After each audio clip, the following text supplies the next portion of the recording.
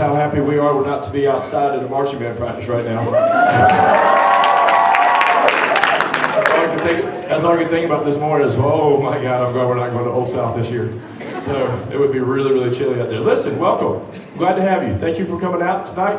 I want to thank the good folks at Chestnut Mountain Church for being willing to house us for this event.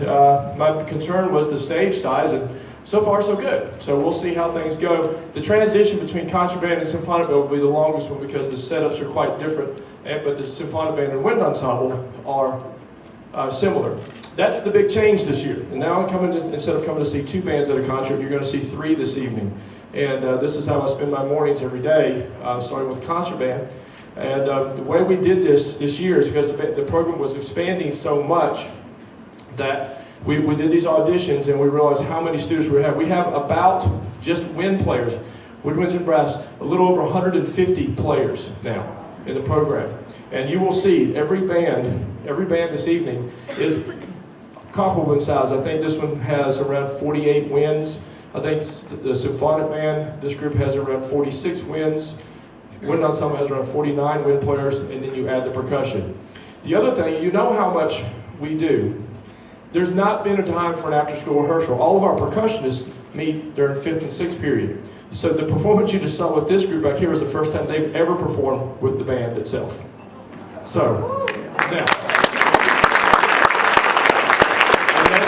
That'll be true for the symphonic band percussion and the wind ensemble. That's the first time. Now, what has been nice is that really awesome stereo system I have in the band room.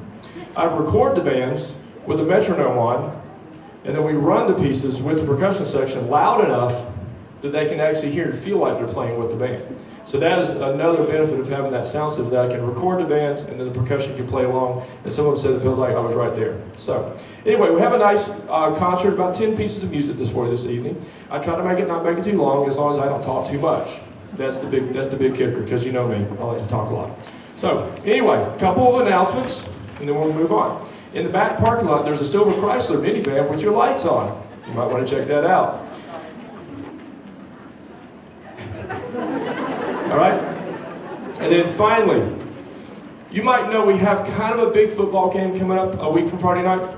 You've heard about it? Region champion, Gainesville Fly Branch. Now, I've only heard about these games and how tense they are. Well, it's going to be super tense with the region championship on the line. It is a huge, huge opportunity for us to make good money on the concession stand. We need concession help, okay? Please volunteer for that night. Please, please, please, please. That is one of our single biggest fundraisers that will get us through the winter season, is that concession stand, and we need your help. Okay, with that, plus we have a home playoff game. So we have at least 2 more nights in the concession stand that we know of right now, okay? And we have the Rockathon. Yes, I'm crazy. This is our 3rd annual Rockathon. After the Friday night game, our games where we're going to stay at school from midnight till 8 in the morning and try to raise money. And so go out and get pledges, and I will stay up all night with the kids, although the age is really starting to make that hard. I could do it great when I was a high school kid. That was just a few years ago.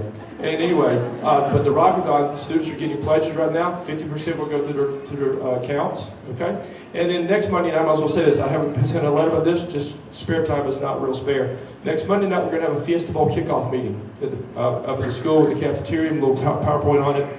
Talk a little bit about preliminary costs and the trip itself. So I hope to see you again next Monday night as well, while we all enjoy Friday night off, okay? So anyway, the next piece we're going to do is a piece that my wife actually gave me called To Realms of Endless Day. And I don't know a lot about it, but I do know that it was composed to commemorate the death of an 8th grade band student.